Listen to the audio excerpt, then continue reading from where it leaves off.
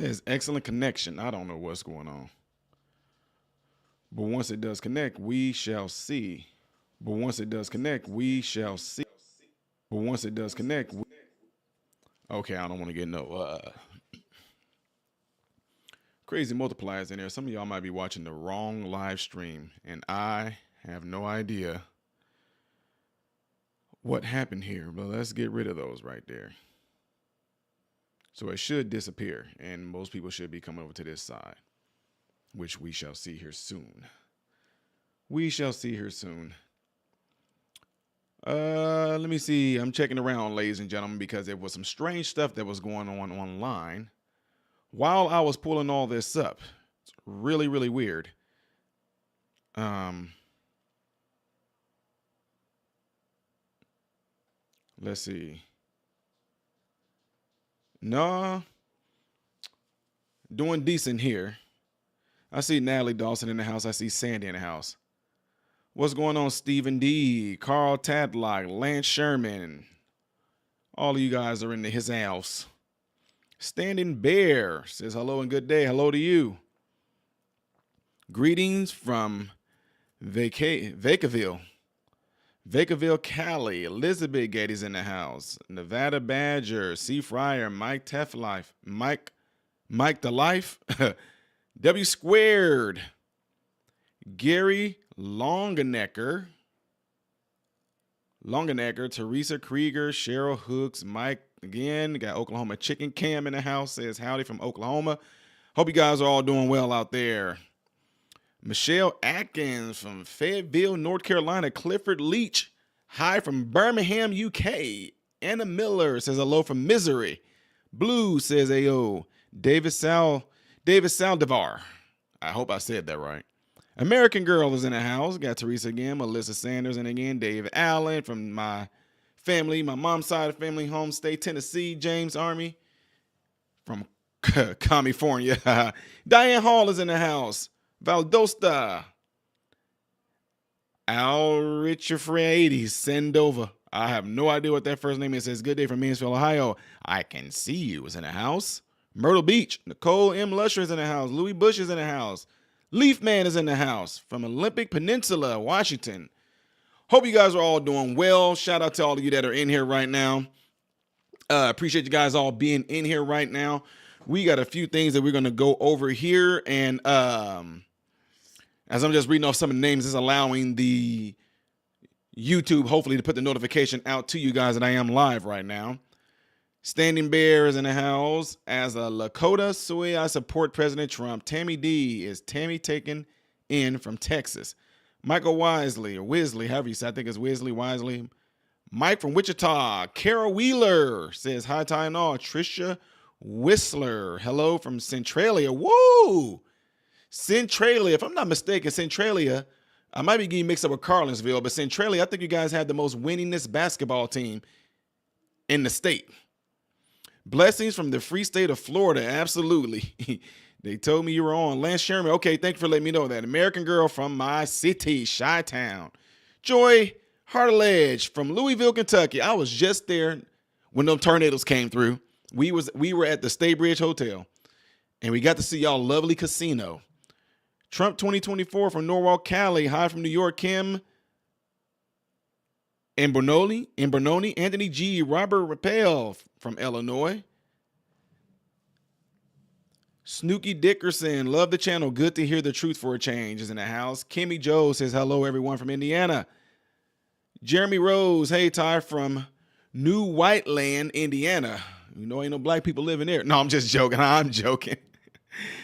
Billy Brooks. Melanie Smith, blessings from Central California. Marcy Baker, hello from Michigan. DER, Der, from Holland. Trumo the best. Yeah, okay. Fresh Start Apostolic Ministries, greetings from Californication. Hello from the Yinzers from Pittsburgh, says Dutch. Victor for Truth from Dallas. Sue Prav, always a pleasure. Standing Bear, Sue is pronounced Sue. Billy Brooks, it's in the house. Angela Porsky, sending love from Canada. Appreciate that. All Race Fan is the meaning of Al. Okay, I got you. Anthony G, keep you the good work, brother. Appreciate that. Keep up the good work. I know that's what you meant. Jeffrey G is in the house. Says, hey, Ty, LA County here. Decatur born and raised. Woo! Got a native in the house with Jeffrey G. I heard that. I have not found a Crackles anywhere. No place like Crackles than what they have in Illinois, buddy. Leaf Man says, YouTube gave me auto notification. Love your channel and discussions. Appreciate that, Leaf Man. Our family's in the house from the Rocky Mountains. C. Fryer, don't forget to hit that like button. I appreciate you saying that. Cupcake Girl is in the house. Jan Crago is in the house from Indiana. Robert Luna, Trump, please save my home. Yo, phew. Durr says, I mean Trump. Sorry, he is the best. Walker Gillette is in the house. Luella Mitchell says, hello, Ty, from the free president triumphant state of Florida. Absolutely. Loretta Speeding says, watching from Myrtle Beach. I heard that. It must be nice. Marcy Baker, we love you. Keep up the great work. I appreciate that. Really do appreciate that. I can see you says, thank you for your awesome show and keeping it real all the time. David Saldivar says, you got your message out about Letitia James. Good job. Oh, yeah. Crazy lady.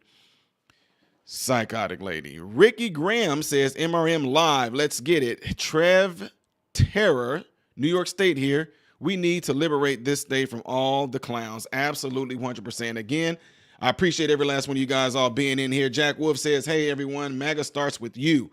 Appreciate you guys all being here again. Make sure y'all do me a favor, hit that like button so that this video can be circulated within the YouTube algorithm, all right?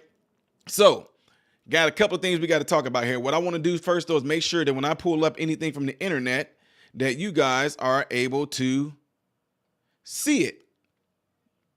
So let's see if I was to do this right here. If I chose the schools ideally, I just want to make sure you guys can do it because I am sharing this screen in real live time. And if it comes up good, then it comes up good. But first, I want to see how it starts off. This is not what I'm going to be talking about. This is just a test screen that you guys are seeing right now.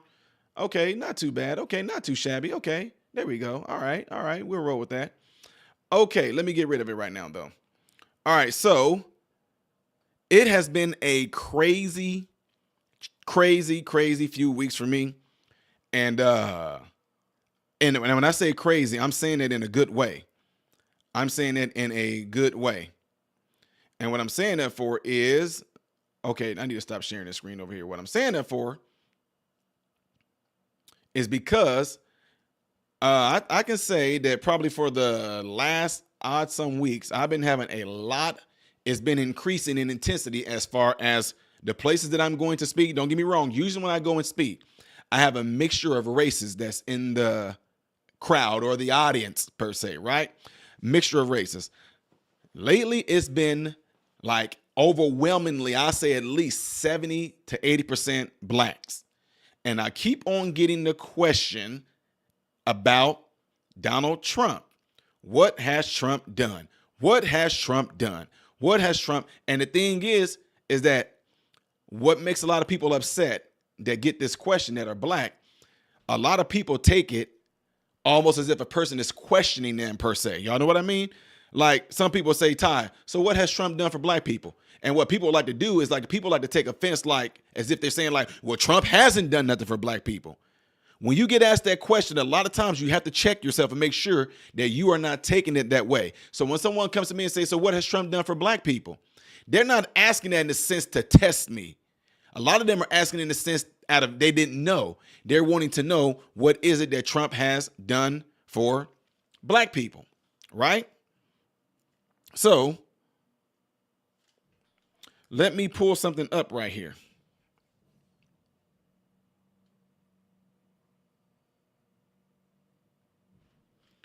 And it's really easy to do.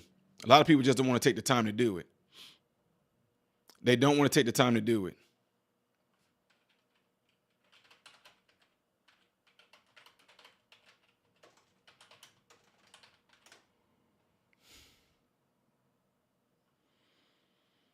Okay. So let me see if I can bring this up for you guys to see, because, you know, this is something that is really easy. A lot of folks don't like to take the time to go and do it. It's this really simple thing that's called research. And I can make this a little bigger. I don't want to put myself too much in it, but there it is right there. So when I get asked that question, this is what I like to pull people to. And these here is an example of the things Trump has done. right? President Trump signed the historic First Step Act into law. 90% of those who have had their sentence reduced are Black Americans. Bing! And when you think about it, for some of you that like to jump down his throat about a lot of stuff, 90% of those who have had their sentence reduced happen to be Black Americans. What is that saying? What presidents had a bill in place to put most of them there? And then look, check this out. Let me say something right now, ladies and gentlemen. Let me make this disclaimer real quick. I'm different in the sense that I really have no sympathy for a lot of folks that commit heinous crimes, but a lot of people have gone to jail over some of the most nonviolent crimes, marijuana, drug charges, et cetera, et cetera.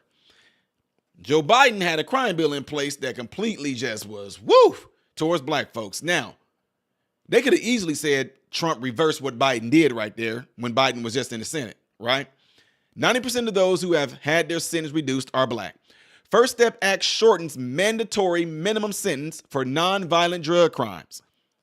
Okay, this is all what Trump did. The law allows offenders sentenced under racially motivated mandatory minimums to petition for reevaluation. Again, what has Trump done for Black? Most of us that's Black, we the ones filling the prisons. We the ones filling the jail. Trump has right here that allows offenders sentenced under racially motivated mandatory minimums to petition for reevaluation. President Trump launched the Ready to Work initiative, which helps release prisoners gain meaningful employment. Wait, time out. So wait, if we're saying that most of the prisons are filled with Black people, and these people that may have gone to correctional centers are getting out, Trump launched a program called Ready to Work initiative that helps release prisoners gain meaningful employment. President Trump also, he proposed the Second Step Act partner with corporate America to create opportunities for former prisoners to rejoin society. Okay? You're not hearing that, right? You're not getting into that. Most people are just being told, and y'all know how I feel about this. Most people are being told to just hate Trump because he's racist, he's bigoted, he don't care, godly. Again, I know I have to keep saying this slow for some of the people in the back. If we sit here and say things like, most of the prisons are filled with Black people, with Black men, and then you see these things in here where Trump has had programs put in place to not only give them employment, but meaningful employment upon them getting out. Who is that benefiting more from them to say he didn't do anything? Okay, check this out. President Trump called on Congress to pass school choice legislation to expand educational opportunities for all American children, especially those in our nation's inner city. Now, I forgot, y'all, my bad. Y'all not seeing this, are y'all? Here we go. Again, President Trump called on Congress to pass school choice legislation to expand educational opportunities for all American children, especially those in our inner cities. Now, check this out. This is what I want y'all to think about here. This is what, look at that. Now, y'all seeing everything now. This is what I want you guys to think about. If Trump pushed this through to have it to where school choice legislation to expand educational opportunities for all American children, first of all American children. See what happens when you put everybody under an umbrella? Everybody under this umbrella. Black, white, Hispanic, doesn't matter. But at the same time, it's the fact that reach goes all the way to inner cities, which we know, let's keep it real, a lot of inner cities, depending on the region, are filled with Black people. School choice? President Trump 2020 budget called for $500 million in federal funding for school choice, and in 2018, he signed legislation increasing school choice funding by $42 million. The Trump administration proposed the Educational Freedom Scholarship and Opportunity Act. President Trump restored funding and increased investment for historically Black college universities by 14%.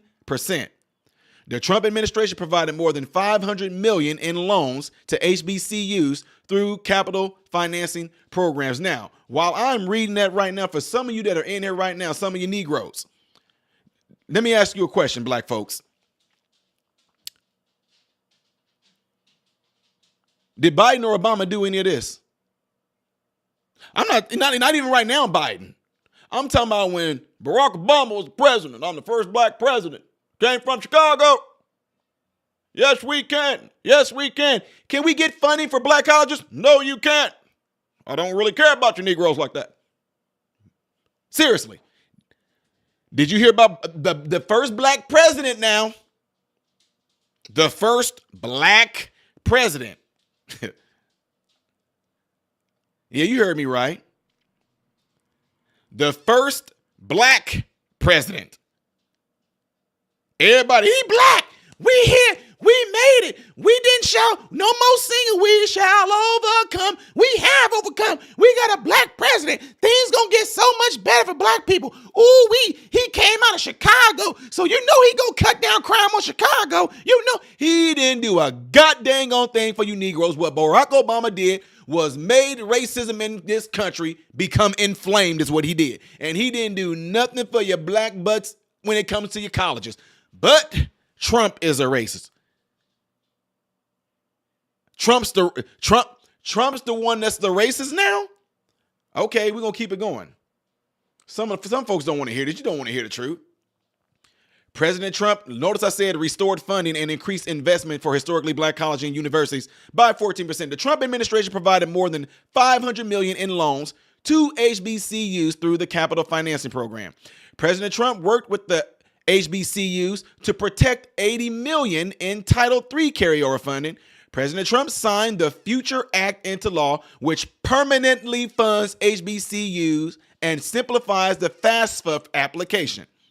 In 2018, President Trump signed a budget deal which forgave more than $300 million in debt owed by 4 HBCU impacted by natural disasters and provided $10 million in loan payment deferments for schools that face financial difficulties, including HBCUs. President Trump worked with Congress to lift the ban on Pell Grants on summer classes. President Trump didn't do anything.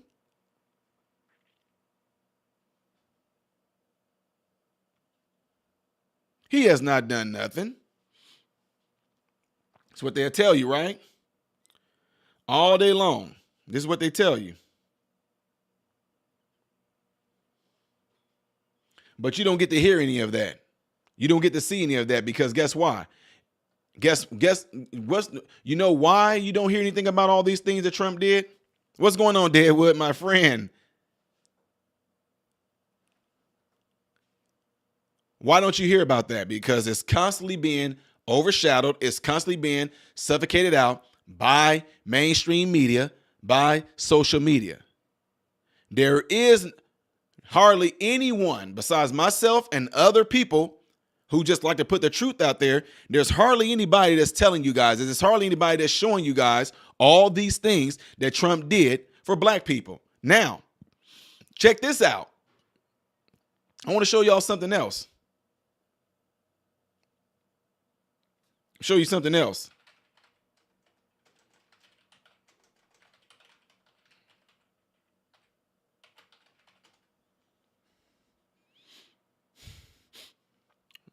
Let's see how this look on the screen.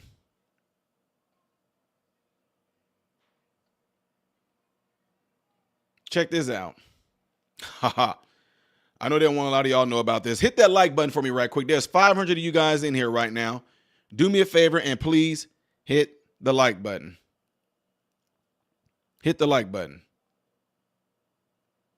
Hitting the like button will allow this video to be circulated within the YouTube algorithm and it will continuously have my content get pushed to you, the American people, right? So hit that like button. Now, here's the thing. For some of you who really wondered why they fought really hard to keep Trump from being the president during the 2020 election, Y'all thought, you really think it was about Trump being like this? I mean, look what we got going on. Look what we have going on right now compared to what was going on 4 years ago. But one thing y'all need to think about is this. We just got done giving Ukraine billions and more dollars again. Did y'all know that? Billions of dollars going to Ukraine. And I have a problem with that. You want to know why? Because Americans are not being put first. I have a huge problem with that right now. You have people in Congress all in there waving the flag. They're all in there waving the flag because money is going to Ukraine. Money going to Taiwan. Money is going to Israel. Did y'all know that? Our family, thank you so much for the super chat. Let me see something here. I want to make sure I pin that. Well, it won't let me. I'm trying to pin your comment. That's interesting. They won't let me pin it.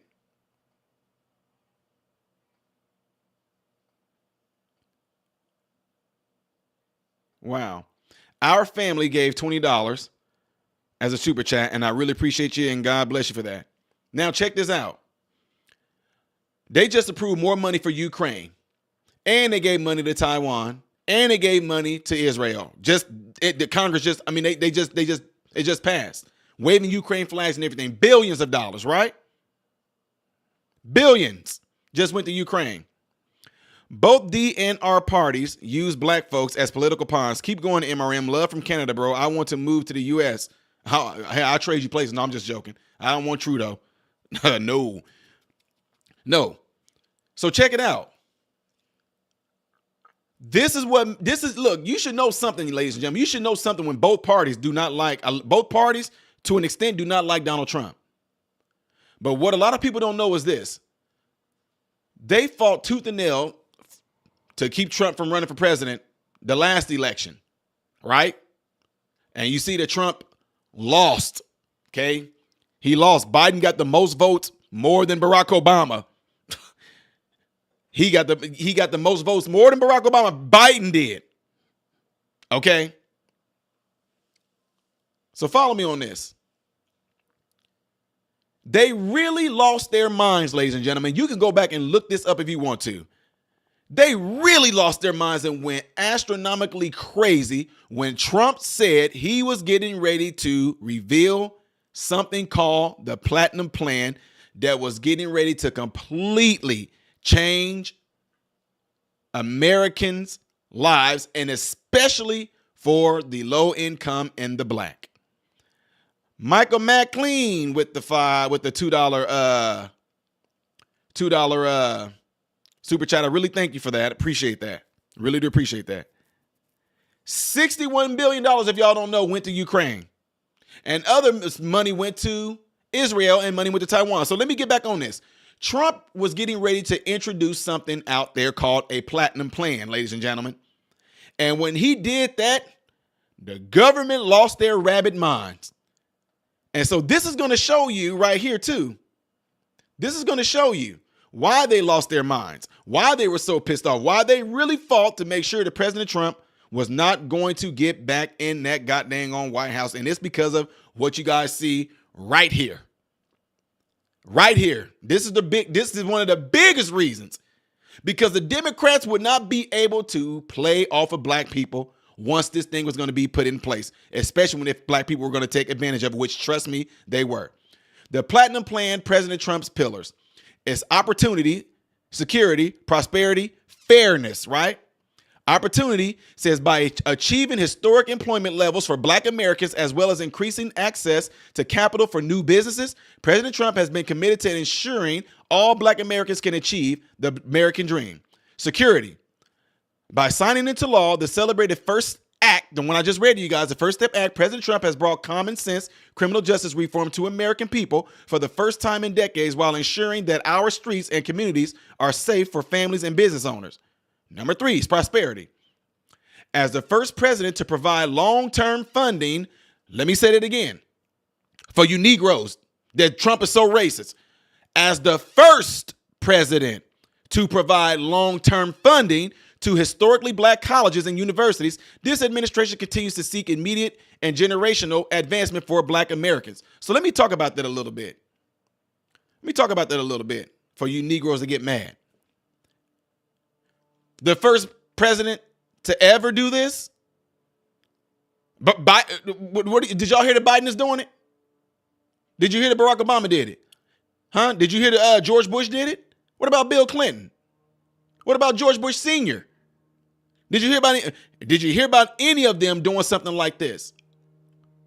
You had to beg for money every single year for funding for HBCUs. Trump comes along and does this. Nobody even gave a freaking thank you.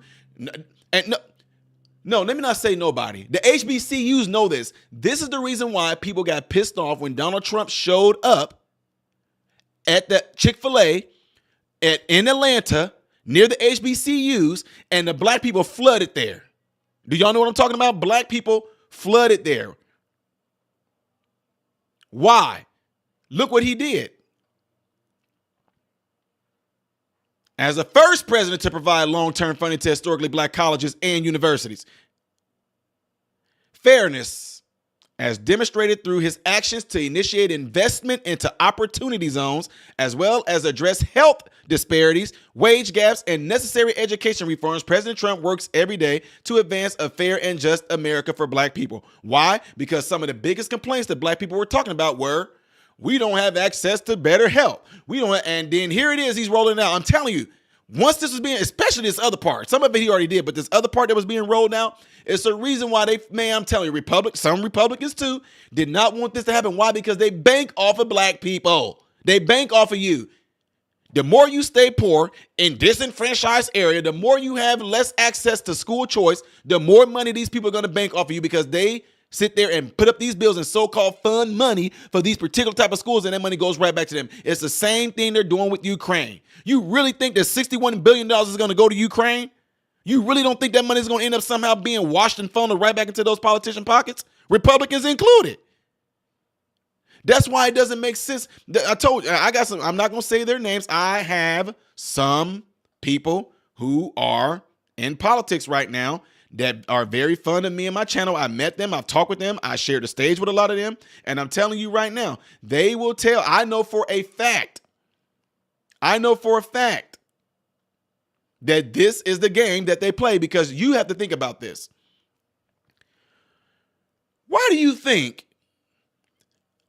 politicians, okay, I'm going to give y'all something hypothetical here. Let's just say if I get into politics, right? I run for Congress. I make it into Congress. They say Ty is going to be getting paid to be this Congress in Illinois, or Florida. Might be Congress in in Missouri or in Tennessee, one of my places where I got residence at, right?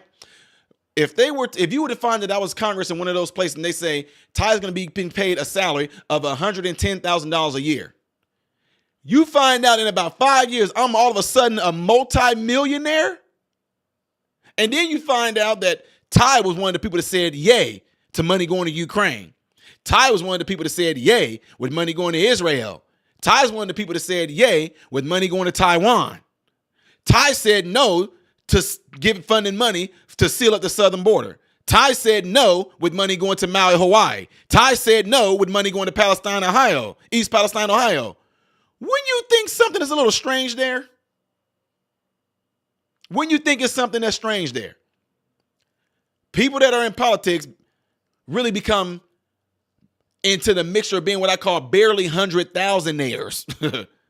But then within 5 years or 3 to 5 years of being into Congress or even being a senator, they're all of a sudden they're millionaires now? Does that make sense to you?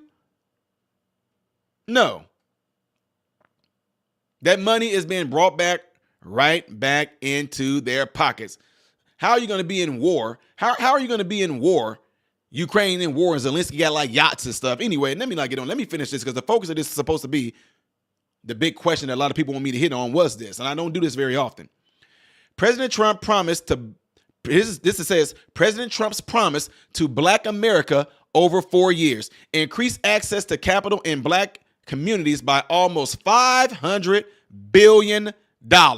And that right there, when they seen that Trump was about to roll this out, You don't think that both sides were like, oh, hold on, Trump. You know you lost your mind, President Trump. You look at this.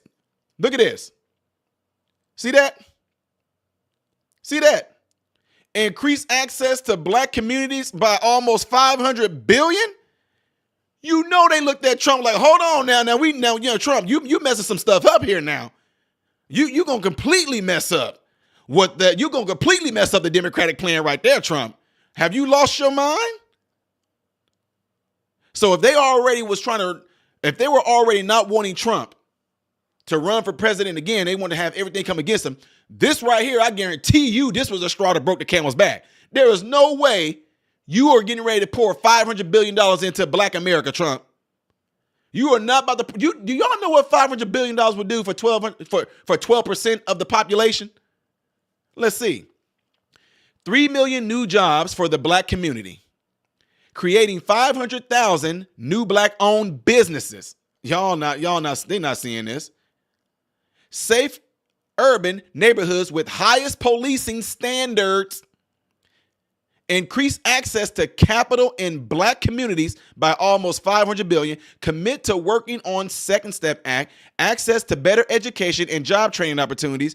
Give black churches the ability to compete for federal resources for their community. For what? For their community. Bring better and tailored health care to address historic disparities. He was literally addressing the issues that a lot of Negroes complain about right now. And now the biggest problem that you have with that is that when it got snatched away, what did it do? It put black people still on the block of, man, we can't get nothing. We need this. You talking about reparations? This was that's why he called it platinum. We can't get nothing. Disparities. We don't have access to good health care. And Trump is coming along and was getting ready to flat out do it. And I'm telling you right now, the fact that him doing this would have it would have greatly dismantled the Democrats' plan. They were not having this at all. Don't you dare try to make prosperity for no black folks, Trump. Don't you dare do that. You're going to mess up our money. Look at this. Immigration policy that protects American jobs. You see that? I'm going to make this bigger. Right there. Immigration policy that protects American jobs.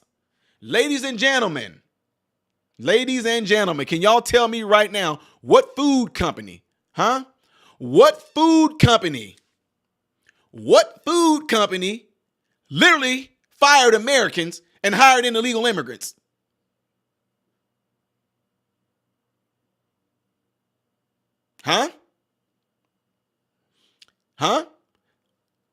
So wait, time out.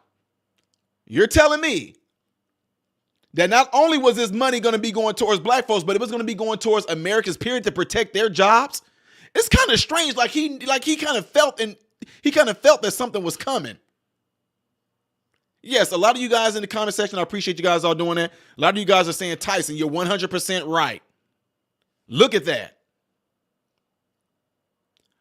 Now, all I'm telling you right now is based on what you guys are seeing presented right here. Based on what you're seeing presented right here. You tell me, based on what you're seeing, what is being proposed here, who seemed like they was for America and not for America? He got up here, advanced home ownership opportunities and enhanced financial literacy in the black community. If there's any black people in here, are y'all even hearing this right now? And don't think, should Trump win again, don't think that this is not going to be, and guess who he was going to have hold this up, oversee a lot of this? Larry Elder. Whew. Y'all don't know. Larry Elder said he was going to be getting his consultant from Thomas Sowell. Y'all have no idea what this was getting ready to do for us. Not just black people, but the fact that he said immigration policy that protects American jobs. That's all of us. How dare Trump put Americans first over these illegal immigrants or over immigrants or over asylum seekers? How dare he put his house first? Now look at this. He was going to advance home ownership opportunities and enhance financial literacy in the black community, which is another thing that you see black people making their points about why they feel that there's systemic racism. We can't go in and get a house loan. Look, banks turn us down because of our skin color.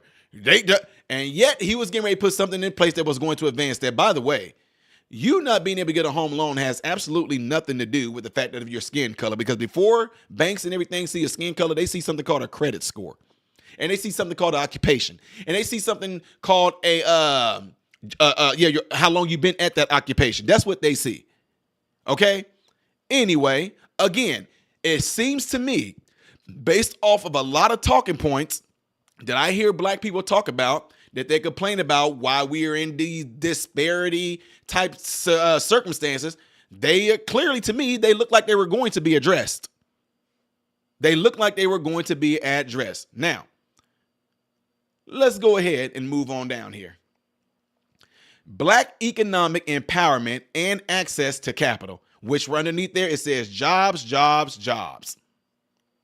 You see that? It says jobs, jobs, jobs. Reach even greater levels of historic employment and wage growth for black communities set in 2019 so that anyone looking for a job gets one. Seek infrastructure funding that will lead to widespread growth in the annual $500 billion federal contracting opportunities. Grow minority-owned businesses with additional tax cuts to stimulate hiring investment. Encourage onshoring and development of domestic manufacturing to increase supply chains, business development, and employment. Examine barriers to employment, including fees, occupational licensing, arrest record inaccuracies, and expungement. Increase activity in opportunity zones, including benefits for local hires. Invest almost $20 billion toward broadband and internet access to create job opportunities, improve classroom connectivity, and the ability to utilize telehealth services. Yeah. Fueling access to capital for black-owned businesses. Increase opportunities for small business lending and technical assistance through community development and financial institutions in order to grow business and create generational wealth, which is another talking point I hear on these panels and some panels that I go on. Black people, we don't got no generational wealth. Well, somebody was about to help create that. But you've been told that he's a racist, he don't care about black folks, and he's a big and misogynistic, egotistic, blah, blah, blah, blah, blah, blah, blah. They don't show you this business aspect of what he was getting ready to do. Generational wealth opportunities with over $400 billion in lending. Examine alternative ways to build credit, including rent, utilities, and phone bills. Make the Minority Business Development Agency permanent. Appoint its leader to the Assistant Secretary of Commerce level. Create a sub-office of African American Affairs and engage with private sector advisors to ensure real-world plans and solutions. Increase the number of black-owned contracting businesses, financial service entities, and private equity investment funds through regulatory reform and up to $40 billion in government funding alongside traditional private investment. Advance lending relationships with financial institutions, particularly those businesses who weren't able to participate in PPP. Host senior executives from major financial institutions on a quarterly basis to advance new and equitable lending programs for black communities. I mean, my God, folks. I mean, what I'm reading off right now ought to have folks, like, especially if you're black and y'all really wanted me to do this video, it ought to have a lot of y'all just like, wait, what? Let me see something here. Can I pop that out? I can't do that.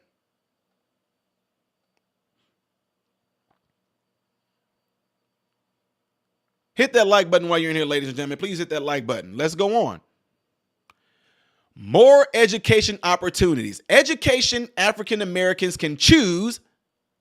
Federal, state, and local community partnership to close failing schools to replace with full school choice and education opportunity. Okay, let me start this over. So for more education opportunities, we're going to be federal, state, and local community partnership to close failing schools to replace with school choice and educational opportunities to put American parents back in control over their children's future. So you don't have to sit there and worry about going to this whacked out dumb school that you just have to go to because you stay in a particular neighborhood where you know you're going there not to be educated. Teachers don't care. They just show up for a paycheck. And then they do this No Child Left Behind by pushing people through school, knowing that they're not doing well, knowing they're going to be failing adults once they get out of high school, if they don't drop out by then.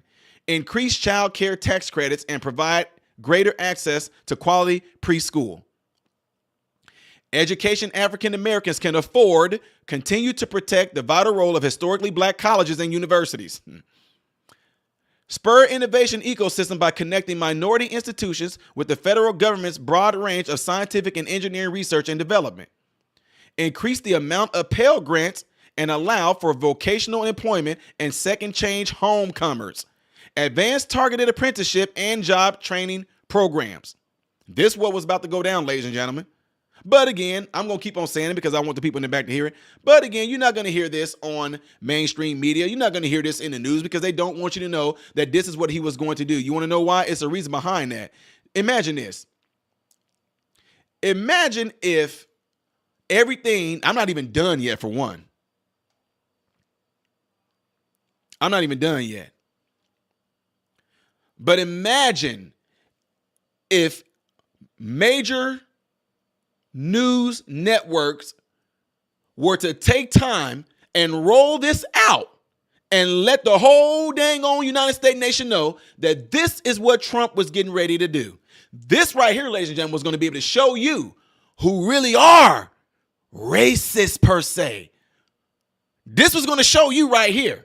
Because if you had anybody that was going to come out, well, hold on. I mean, y'all, it's all right there. A lot of things, black people, I don't care what you say. This right here was going to be like one of the biggest advancements that could have ever happened to black people. This right there would have, in my opinion, this would have kind of blew freaking reparations out of the water. Why? Because it's going to create long-term effects. It was going to create generational wealth. It was going to create all kinds of opportunities.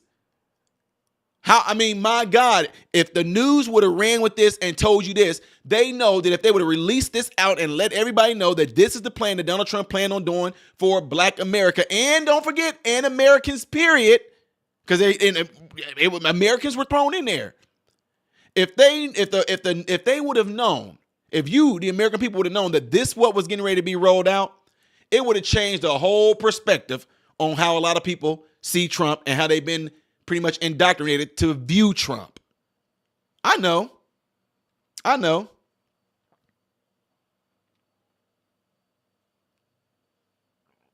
but Trump's a racist. That's what we're rolling with. Trump's a racist. He's a bigoted, misogynistic, egotistic. He's a bully. He's mean. But yet at the same time, this mean man was getting ready to roll this out right here. So let's continue with this. Better and cheaper health care. I'm in medicine right now. I'm telling y'all right now, Obamacare screwed us. And I can't even get to the particulars because I can't talk about it because it's under policy that I can't. But I'm going to leave it at that.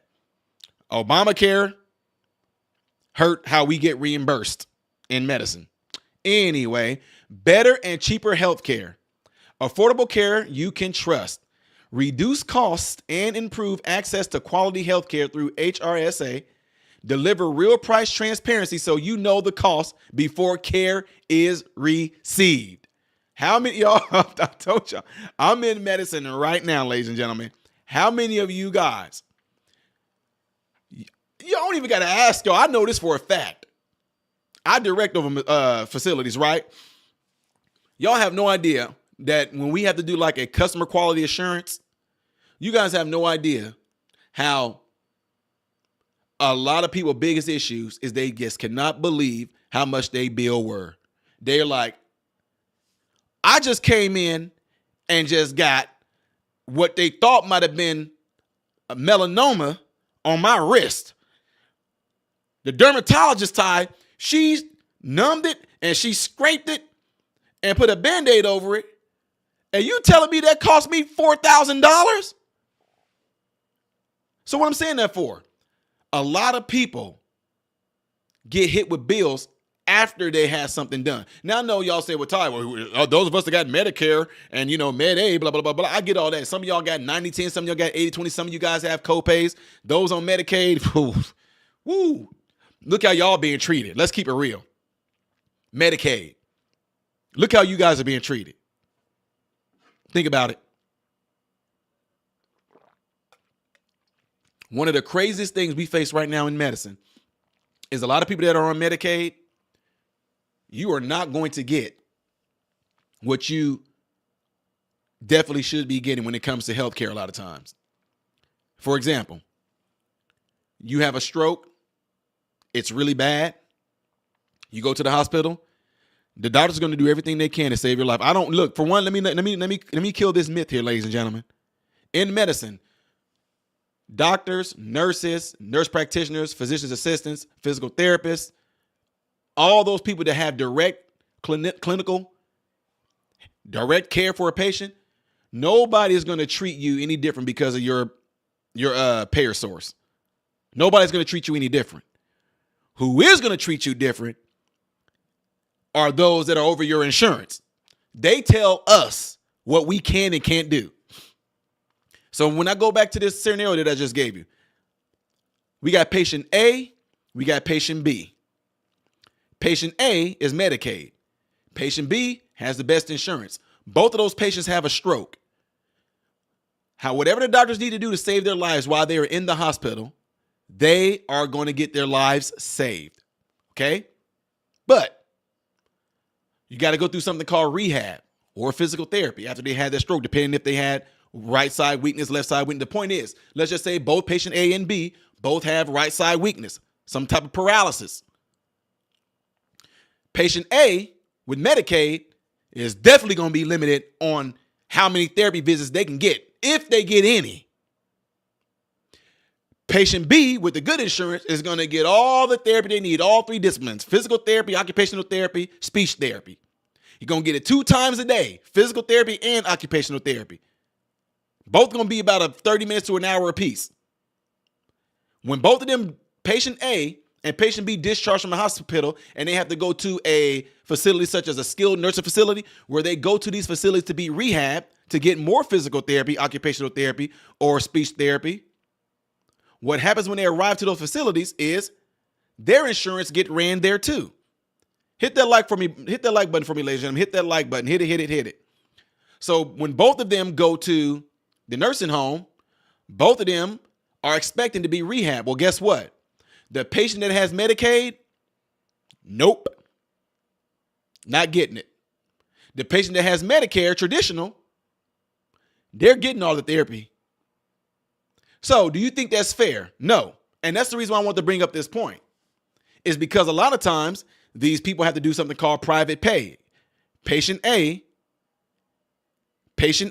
most likely, that's Medicaid, is not going to qualify for ongoing therapy. Got a stroke, weakness, and everything. Although they can be possibly rehabilitated to get 60, 50, 70, 80% of their strength back, they are not going to qualify for the ongoing rehab. And they're going to digress and get worse. Right? Or the building itself can say, hey, we're going to do some charity, but they're not going to do charity enough to get you fully rehabbed. So that's what I'm saying. Now, what they can tell you, if you're on Medicaid, if you have the funds, you can pay for your therapy visit, but you're not going to be able to afford that bill. Trust me right now when I tell you, you are not going to be able to afford that bill. No. So the reason why I'm bringing that point up is this. The people that will say, I want to pay the bill because I want my dad to get better, I want my mom to get better, how much is it going to cost for therapy? And you don't know until you actually had a few sessions, you get hit with that bill. It's terrible. It's terrible to have to choose to not see a family member get better, physiologically speaking, because of money. I know. Anyway, let me get back to this. So I made that point because of the whole deliver real price transparency, so you know the cost before care is received. Opportunity to be in charge of your own health care and choose your own doctor. Because if you, come on now, keep it real, folks. Okay, let me give you an example. Shout out to Central Illinois. Y'all know good and well, those that are in Central Illinois in a certain city, you know that if everybody knew you had the medical card and that you was Medicaid, when most of y'all went to go see the chick, y'all were at the chick clinic. Shout out to the chick clinic. Eliminate long-standing healthcare disparities, investments into the cause and cures of kidney disease, high blood pressure, diabetes, sickle cell disease, maternal mortality, and other disease that disproportionately affect African American populations. Do I need to highlight? Oh, y'all, can y'all see this? Do I need to highlight? I'm gonna make this bigger. We're gonna take it up. We're gonna do like this right there. Boom. Welcome to class, ladies and gentlemen. Welcome to class. See that?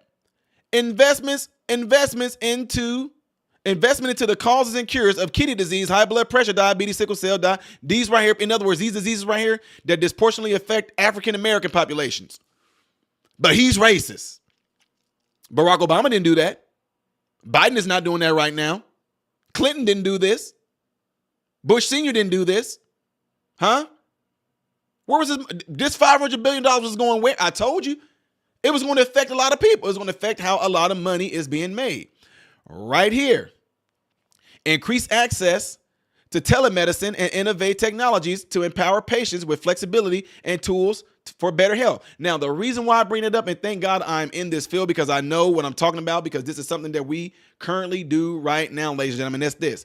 If you are in certain areas where they give you I'm just being real. Certain areas do not have proper power lines and all these things set up to where they're able to get this really good internet. I'm not talking about having a router there with trying to reach out. I'm talking about people that need to have Ethernet directly into their home so they can have fast internet. The reason why I say that is because during COVID, there were people that definitely needed to have telehealth, but they didn't have access to enough power lines because there was nothing that was really near, that the people tried to give them the Wi-Fi. They had a weak signal. Therefore, I did telehealth all the time.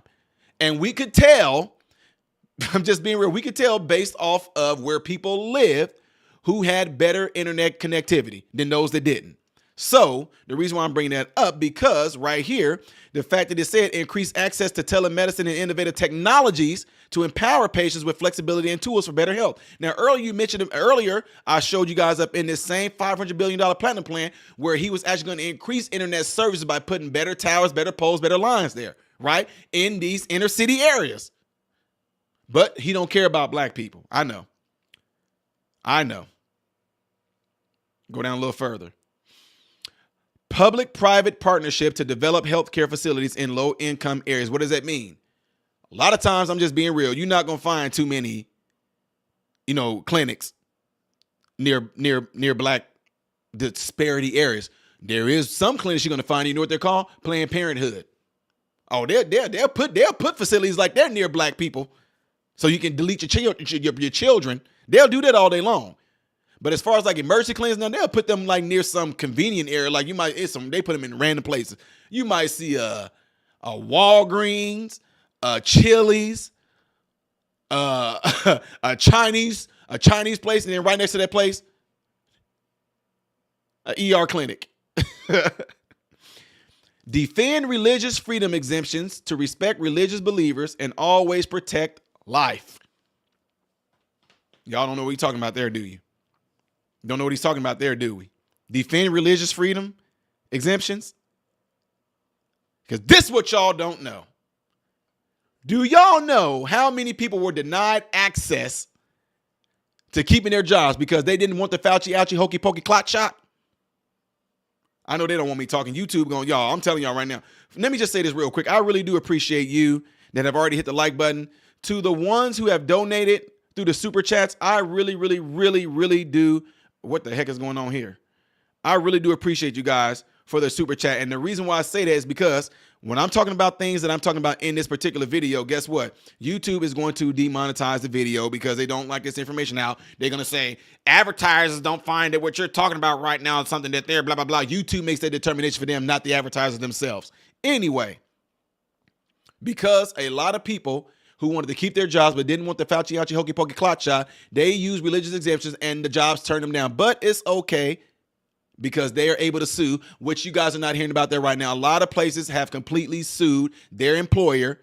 I know some personally that have sued their employer because of them doing this. I know of several medical facilities from Chicago down to St. Louis that have sued their employer because of what they did. And a great deal of those people were black. Anywho, I know y'all not going to hear about that. They're going to keep that out of the news. Safety and justice. Safe streets. Continue to make historic improvements to the criminal justice system through common sense actions like the First Step Act, including increased use of drug rehabilitation versus drug incarceration. Y'all notice that? Drug rehabilitation, not drug incarceration. So I was able to meet a and I did an interview with a very, very beautiful, smart, intelligent Supreme Court justice here in Illinois. Shout out to Lisa White. Yes, I interviewed her. And they all were for the same exact things, to where people that are going to be reformed, not to be incarcerated. Because if they feel that they committed a non-violent drug crime, such as selling marijuana, blah, blah, blah, they're like, okay, that's not nothing that's a huge, big, serious thing to be incarcerated for 5, 6, 7, 8, 9 years, especially now that it's legal to an extent. Okay? I'm trying to get through this with you guys. Announce a national clemency program to unite families and invest in human potential, focusing on wrongful prosecution and rehabilitation. So most people that end up being wrongfully convicted or something like that, or they talking about in prison or in jail right now how they were wrongfully convicted, they're going to have their voices heard more and have their cases actually looked at. Okay? Restore safety to Americans' great cities by working with police departments, community leaders, and health professionals to install the most responsive, professional, and accountable models of policing, including diversity training and accreditation standards. Now, notice something here. They were going to be working with police departments, community leaders, and mental health professionals to install the most responsive, professional, and accountable models of policing. That means, if you don't know this, that means that a lot of people who are in the community and might have some shape, form, or fashion of professionalism to them were going to be pretty much involved on how the police were going to be policing certain communities. They didn't want that. See, that showed too much unity. Now, what I'm saying that for is that's something that I'm currently, and you guys, most of you guys that follow my channel know that I am involved in the community. Okay? This paper that I hold right here, in my hand right here, I'm not going to tell you where because it's in different spots. Told you, got residency in different areas. Listen to this. Oath office.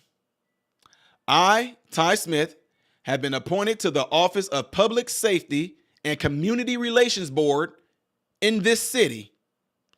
Do solemnly swear that I will support the Constitution of the United States and the Constitution of this state and faithfully discharge the duties of the Office of Public Safety and Community Relations Board according to the best of my ability, so help me God. And I was sworn in. So a lot of people do a lot of talking about them being in the community, them doing this and that in the community. First, me and my wife, we've done this for the longest. As far as helping out the community, helping out our local church, kids around the area, helping them get into college, sign up for college, helping them get their financial aid and all that stuff all together. But now I am in this position sitting on the board where we are able to sit there and talk about certain issues and certain things that are going on between the police and the community. And let me tell you something. Those of you that are in this particular city, you know who I'm talking to. Those of you in this particular region of this city, for a lot of complaints that people talk about, y'all need to come and show up to these board meetings. We get to sit there and talk with the police. Y'all get to voice y'all issues right there with the police. We have to sit there and make certain type of votings on certain things that's brought to us by these complaints that's coming from the city. So when you talk about being in the community, helping out the community, and you see what Trump is getting ready to roll out, individuals like myself and others that sit on these different boards or that are involved in leadership positions within our community, we will be having these direct relationships with the police and policing our communities. Grace W. with the $10 super chat. And I really, really thank you and God bless you for that. Says, great work. Keep speaking truth and facts. God bless you. I definitely will. And I'm so thankful to you for sending that, sis. I really do appreciate that.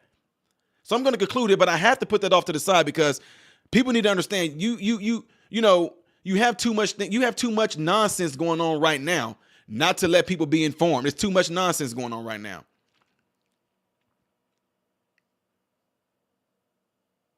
See where we at right here. Advanced second chance hiring to get rehabilitated citizens with a criminal background back on the job. Prosperous black communities. What communities? Black. Champion federal policy reforms to advance home ownership initiatives. Partner with local leaders in black communities to ensure maximum federal support for neighborhood revitalization. And I'm telling you guys right now, shout out to a great woman that stayed in the hood with me when I was a little pre-teenager, Joyce Keller, Decatur, Illinois. Only white woman on the block in the ghetto and have a very nice home. And guess what? The ghetto, the hood, protected that woman's home. Yes, we did. This woman knew that people was dealing drugs. She knew that people was slanging. She saw it all, and she did not bother anybody. In fact, if she made cupcakes or anything like that, she made sure everybody had some. That's what she did. Although she's sitting there watching stuff going down. And this is and not only is she a white woman, her and her husband, you would think that these would be what y'all call the type nosy Karens. No. She was a very pleasant woman. Very, very classy. Y'all, if y'all saw it, y'all would be like, what? If y'all saw it, it was really weird. You guys, okay. She had this house, beautiful house, in the hood. And if you saw the house, you'd be like, what is this house doing? Next door to her is an abandoned house, and over here is this. I mean, she lived there. But anyway, my point is saying that this woman started something with us called the Little Red Wagon Club, where we would go through our neighborhood. We would pick up carefully stuff. Y'all, we picked up all kind of gross stuff. Y'all, and then we had reachers too, finding needles and everything. This house was abandoned next door to the house that I lived in. We completely cleaned up this area. The house was tore down. We cleaned up the lot. She paid money to have asphalt poured down there. We helped them put the asphalt down. We put a playground there. We put a basketball court there with a basketball hoop on a light pole. And this woman did this in the ghetto. White woman and her white husband. And it's still there today. Look it up. It's called a Little Red Wagon Club. Okay? So the reason I'm saying that is because this particular one that I just read off to you right here, when it says partner with local black leaders, local black community, and ensure maximum federal support for neighborhood revitalization. They didn't want that. Are y'all catching on now? Do you see why they really fought tooth and nail to not get this man? That's why they probably fighting tooth and nail right now. Do not let him get back into this position, because this dude is talking about how dare any president want to pour $500 billion into America, its own people. But you will send it off to Ukraine. You will send it off to Israel. You will send it off to Taiwan. But don't you dare do nothing for these American people here. America first. That's why they hated it, because there's no money to be made out of these politicians when the money is going to you, the American people. Although in the long run, it's going to help you. It's putting more people out there in the working class area, people with better jobs, middle class jobs. But guess what? They don't want that because they make money off of you being poor. He was going to this is up for argument. He was going to make Juneteenth a national holiday. We don't want that. Prosecute the KKK and Antifa as terrorist organizations and make lynching a national hate crime. Now, let me get on this right here a little bit. Let's talk about that a little bit. We have to. Let's make that bigger.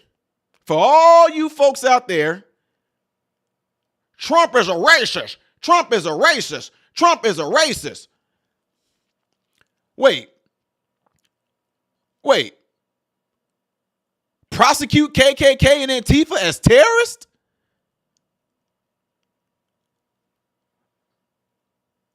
The KKK endorses Trump. Trump is part of the KKK.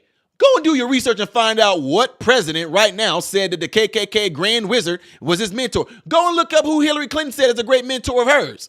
But you got Trump in here saying that he's going to prosecute the KKK and Antifa as terrorist organizations? Y'all have no idea what this is getting ready to show y'all all kinds. It was going to show you who is in bed with Antifa, who is backing Antifa, because it probably would have turned out to be a lot of people in the Democratic Party. And I'm not going to lie, it might have been some Repubs in there too. Fuel black farmers and access to healthy foods and address food disparities. Is another black talking point that I see on these YouTube streets. We don't have access to healthy choice foods. Although nobody is telling y'all that y'all can't buy produce and eat produce.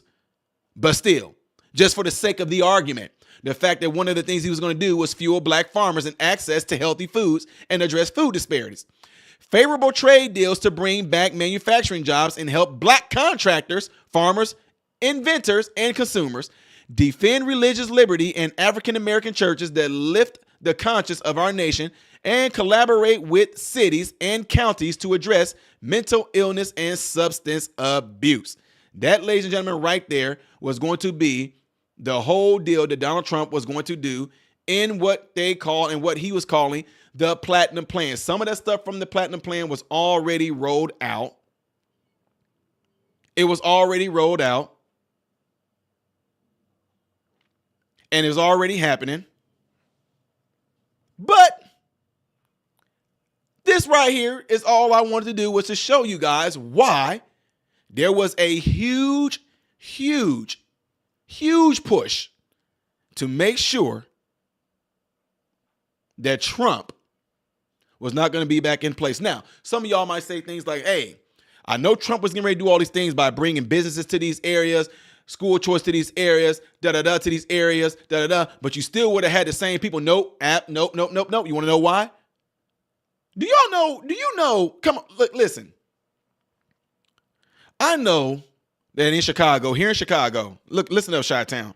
I know y'all think that gangsters, thugs, criminals, I know y'all think that they really are, big and bad. But let me tell you something. Trump was getting ready to clean the goddamn own house. Let me tell y'all something. Trump was going to send in the National Guard. Man, Thailand, them gangsters, those gangsters would have got their butts whooped without even a fight.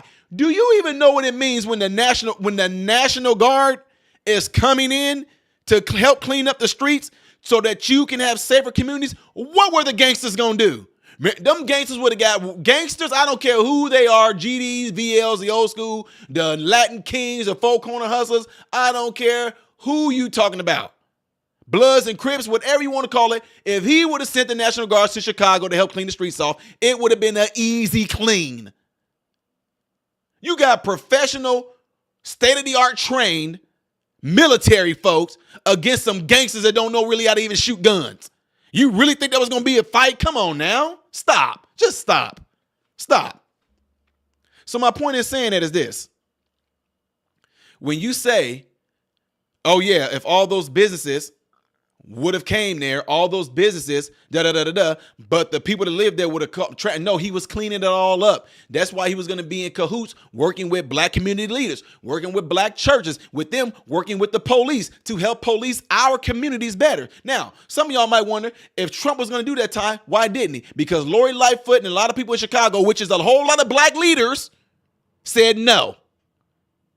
That was a smack in the face. Can you imagine? And a lot of Chicagoans don't know this.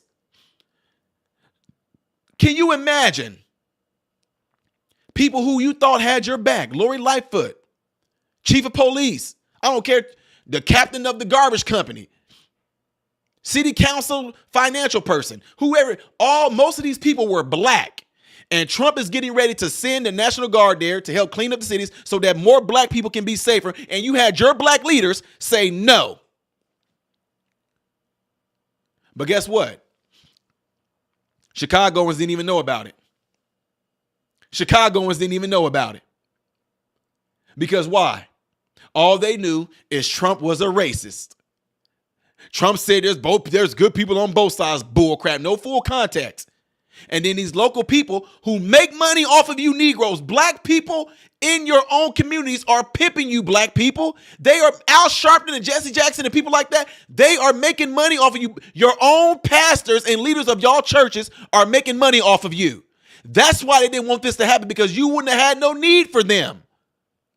I'm trying to help y'all out, but y'all, you know what? Don't listen to me. Don't listen. I guarantee you, by you not listening to what I'm telling you right now, you are going to continuously have the same complaints. Your kids, if you do have children, if you are a middle-aged man right now, you're not married, don't have no kids, when you do have kids, if you're in the low-income area of Chicago and inner cities like that, St. Louis, Baltimore, if you are in come on, let's keep it real, ghetto, projects, hood type areas, you just getting by, you decide to have kids, I guarantee you, you and your kids are going to be having the same exact complaints because you guys don't want to take steps to get out of there.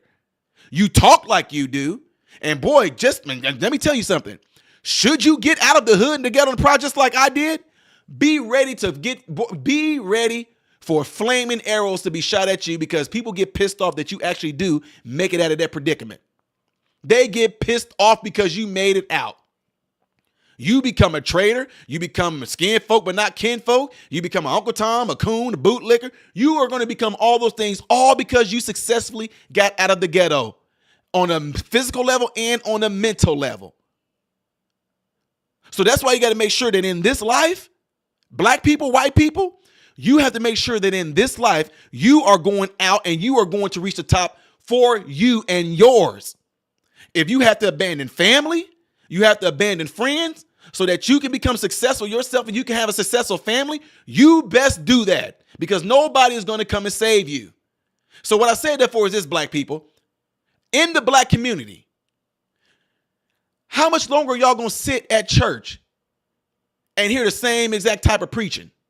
How much longer are you going to sit in church and hear them saying, this going to be my year. This going to be my time. It's my season. It's my this. God got more for me. And you still standing, you still in the ghetto. You still living check by check. But it feels good when you go to church and the preacher them are saying something, make you feel good. Thank you, Lord. Let's keep it real. How many years have it been and you are still in the same predicament? Well, we just going to keep on praying because I know the Lord. No, the Lord's sitting back like, I'm not doing nothing. Why would God do something for you when you are capable of doing it yourself? Why would God do that? Well, Ty, no, you don't know. God can do anything, but God is not going to do anything. Why would he do it when you can do it? I understand it, folks. I get it because I'm not God at all. That's not what I'm saying. But I can see things the way that God sees it. I have cousins right now that are probably listening, and y'all know I love y'all. I ain't even gonna look. This is a rhetorical question.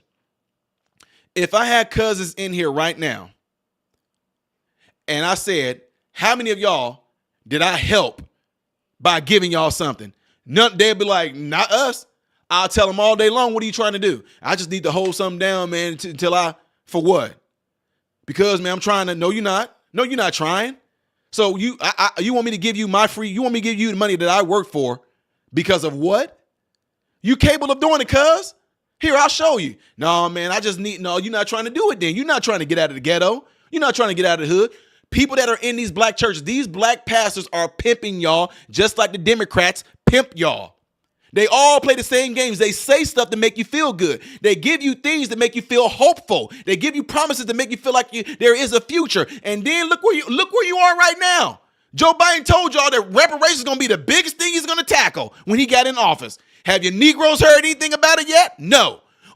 Governor Newsom in California didn't do a goddamn on thing. We all knew that wasn't going to pass. You really think they about to give y'all something? You really think they're about to give you Negroes some reparations?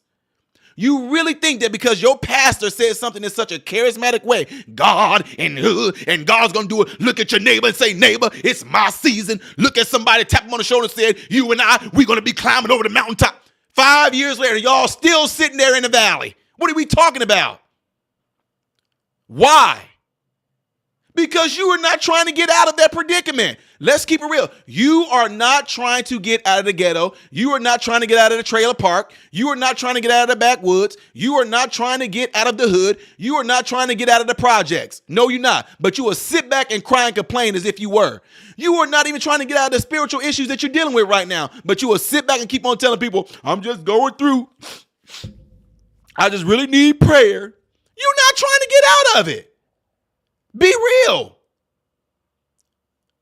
I know this for a fact. Why? Because I was there. You cannot rely on no Republicans to come and save you. You cannot rely on no Democrats to come and save you. What you can rely on is your own self to go through this open door of opportunity where you can pick and choose what career, what job, what apprenticeship, what it is that you want to do. You can do that right now, but you're choosing not to. You expect somebody to come and grab your hand and walk you and take you there. Life is not going to do that, ladies and gentlemen. Now, the reason why I'm saying this is so important right now is this. What I just got done showing you guys what Donald Trump was getting ready to roll out, this platinum plan. Here, let me bring it up again.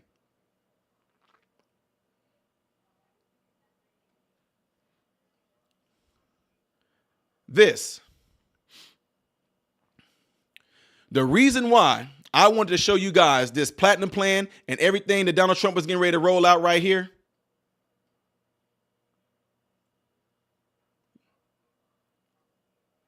Let me do something here. Hit that like button for me real quick, y'all. If y'all don't mind, hit the like button. The reason why I showed you guys all of this when it pertains to this platinum plan is this. Yes, this was going to be a huge step. This is going to be a huge, all this right here was going to be available for you to take advantage of. But let me tell you something right now. I'm sweating. This looks good. It sounds good. This would have been good.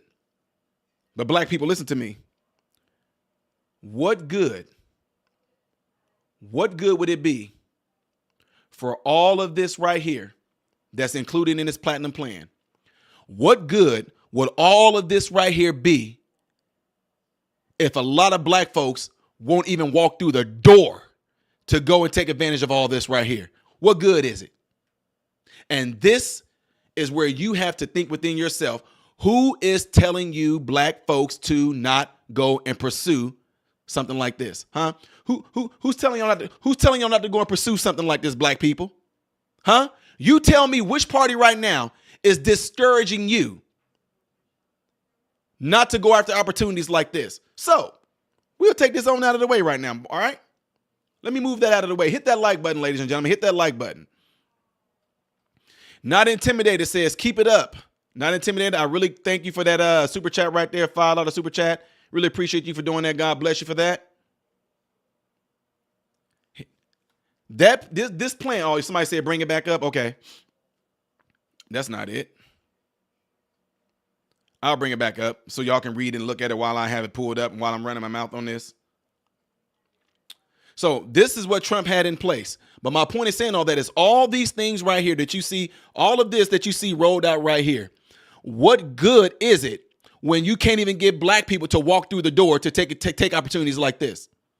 This would have happened. But what I'm saying that for is like right now, there are opportunities right now in America that blacks are not taking advantage of, that whites are not taking advantage of. Now, go with me here because some of y'all are going to get offended at this. I'm talking about black and white people of a particular mindset. And if we keeping it real, a lot of black people in the ghetto, a lot of black people in the hood, a lot of black people in the projects, a lot of white people in the backwoods, a lot of black people in trailer homes of a certain mindset. It's you guys that won't take advantage of opportunities like this, even if it's laid out. So what I'm saying that for is that you need to recognize that there is an agenda, there is a narrative, there is an ideology that's being pushed on you, that this ideology is keeping you guys from walking through an open door where these opportunities exist. Because they tell you, ain't nothing out there. Oh, but we got to go through this. We got to go through that. Why we got to work twice as hard. Who telling y'all this? And what proof do they have? Are there not successful doctors? Are there not successful lawyers? Are there not successful anything? We had a so-called black president. What are we talking about? Now, you would have an argument if everybody in this whole country right now, in every occupation, in every position, was white. You would have an argument. But right now, you don't. We have black doctors. We have black lawyers. We have black mechanics. We have black electricians. We have black architects. We have black homeowners. We have black CEOs. We have black millionaires, black billionaires. What are we talking about? But yet you need to be concerned when you have anybody that's telling you anything regarding you in the sense that you won't be able to do what you want to because there's something out there. There's a monster. There's a system. There's a force that's against you that's keeping you from taking advantage of these opportunities. Anybody that's I don't care if they make it sound good, but anybody that's pushing a message that is discouraging you from walking through this open door of opportunity, those people do not have your interest at best. Correct me if I'm wrong.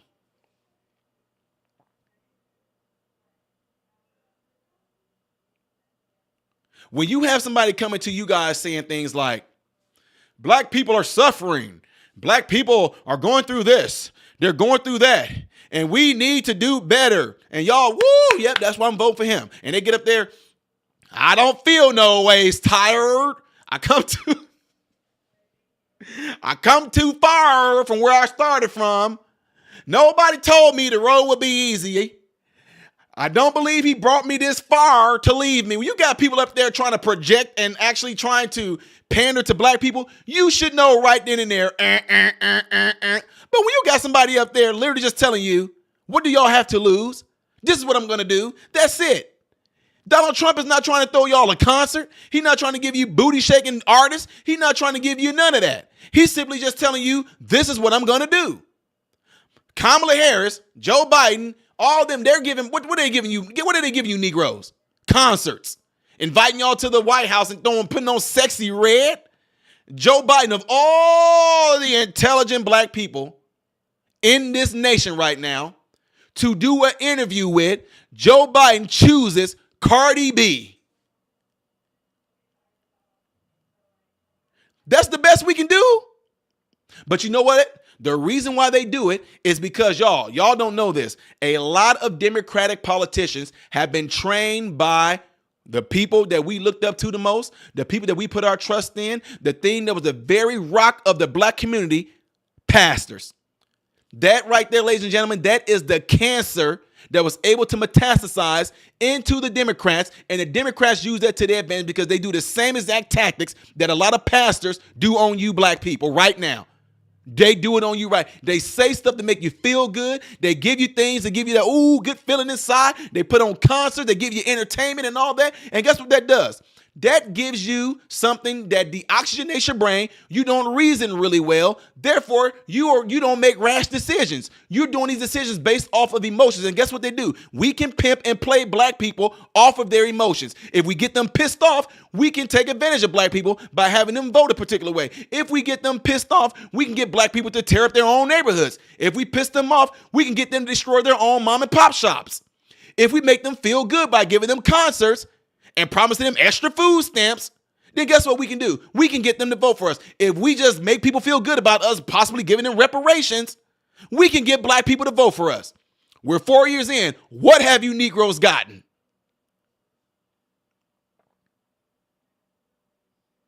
But it felt good. See, that's what I'm saying. Black people that go to church, or any white people, if y'all go to a church where it's very charismatic and it's all the God gonna get you, and they touch people falling back and woo. If you go to a church like that, let me ask you something. What happened when those people so-called got hit with the power of God? Huh? What changed in their life? Huh? What change was made? What happened? When you see these churches, they got the music going, and people woo.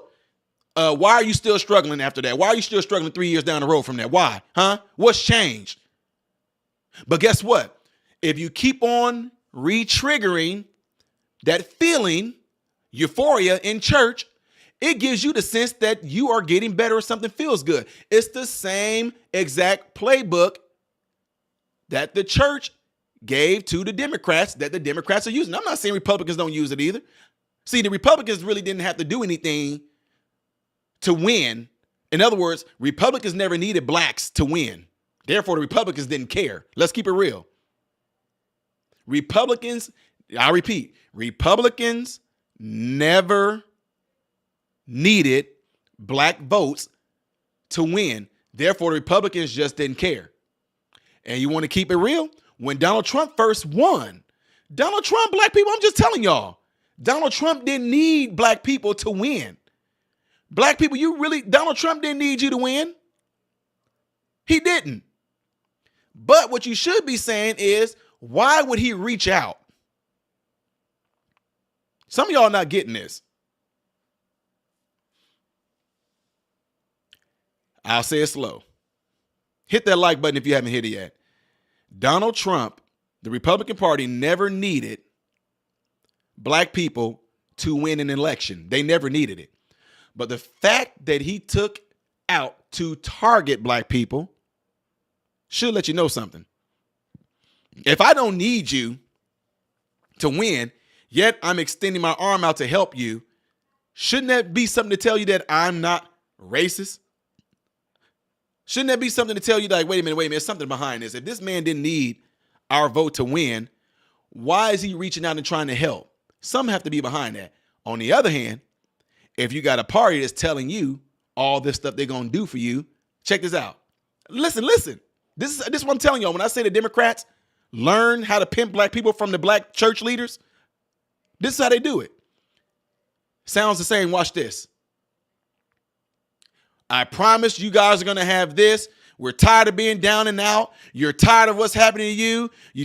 It's white people telling y'all you're tired of racism. You're tired of the evil white man. Well, I tell you what, you vote for me and we're going to make sure that the black people are going to be heard. And y'all, woo! That's the politicians for you. Promises. And what do preachers do? Won't he do it? God is he's going to bless you. He's going to bless you like you've never been blessed before. He's going to give you this. He's going to give you the increase. You just keep on doing it. He's going to give you the harvest. He's going to get, and woo, woo. What happens? What happens? It's one of the greatest tricks in the world. If you say something that people are going to be agreeable to, and you say it in such and do it in such a charismatic way, you can easily influence and win those people over. And the reason why they have to keep on returning to church and these ministers and these politicians have to continuously put on a show for you is because dopamine is a very powerful drug. It makes you feel good, and your body trains you to, your brain trains you to return to that which makes you feel good, because by feeling good, you think that you are good. But again, let me ask you, has your situation changed? No, but I feel good. But has your situation changed? When I went to church, it felt good, but did your situation change? Ooh, when Hillary Clinton or when Biden, they said they're going to do this. They said they're going to do that, and it feels good. He going to give us our reparation. They're going to put reparations on the table this year, Ty. Now, Joe Biden said it. He said reparations going to be 4 years down the road. Have you heard Biden mention reparations? 4 years down the road, have you heard Karine Jean-Pierre? Has she mentioned reparations? And guess what's getting ready to happen this year? Same exact thing. Oh, they getting ready to tickle you Negroes' ears like nobody's business. They getting ready to make y'all feel good all over again. We brought back unemployment to true international under pressure. Joe Biden is getting ready to go out there and make it seem like he got the greatest amount of unemployment. No, he didn't. People just got their jobs back after COVID, folks. It's easy. It's easy. We had the lowest unemployment rate when Trump was the president. COVID came. We know what happened. They done some dumb decisions by shutting the country down. And now Joe Biden trying to stake claims that more people are working and unemployed than ever before. People got their jobs back. What are we talking about? Not going to fall for that. Don't fall for it. But guess what? Like I said, especially we getting ready to roll into this summer. Oh, my God. Watch black people. Mark my words. Watch who's getting ready to straight give y'all circus shows. Watch how many black preachers and pastors are going to try to heavily get involved with you voting a particular way. Watch, because they make money off of you. They don't, bro, I'm telling you right now, y'all just don't even know it. That might be for another show where I can break it down point by point, showing you how black pastors, I'm not saying all, but ones that do this particular method, they are making money off of you. That's all. They're making money off of you. They're going to try to get out there. You need to vote. But again, your life is not going to change. Your life is not. You feel good, but have your life changed. The church service felt good, but have your life changed. The way politicians come around and make you all these promises and give you conscience and make you feel good for that short time being, you vote for them. But let me ask you again, has your life changed? Nope. Nope. Nope, nope, nope. That being said, ladies and gentlemen, check this out. I really, really appreciate every last one of you guys being here. I thank you for taking your time out of your day to talk with me on this live. I tried to do it another way through StreamYards, but something was going on with that, and I wanted to highlight you guys' comments. I couldn't because I'm actually streaming straight from YouTube and not from another streaming services. So I apologize for that, but I really do appreciate every last one of you guys being in here and hearing me rant on this. Don't forget, before you guys get out of here, hit the like button so this video can be circulated within the YouTube algorithm. I really appreciate it. Every last one of you, some of my old school folks in here, William Lynn, I seen Sue, Mama Carol in here. Shout out to my moderator, Red, who was in here holding it down. Appreciate you being here, sis. I don't know if any of my other moderators were in here, but Red, Wendy, sis, I really do appreciate you for jumping in here and holding it down to remind people to double check to make sure they are subscribed to the channel and to remind them to hit the thumbs up button. I really do appreciate for what you're doing. Everybody else, we're going to keep on doing this. I promise that, all right? Also, be on the lookout for when I do post videos. If YouTube is not notifying you, make sure your notifications are turned on. Make sure you have the bell button clicked. And when you click the bell button, you should set it to all notifications after you hit that bell button. That way, when I do make videos or things like that, you guys should be getting them in theory. All right? With that being said, folks, I am Ty Smith, modern Renaissance man, hoping and praying that every last one of you guys have food, shelter, and clothing. Most of all, I pray every last one of you guys are in great health, mentally, physically, emotionally, and spiritually. God bless you all through Jesus.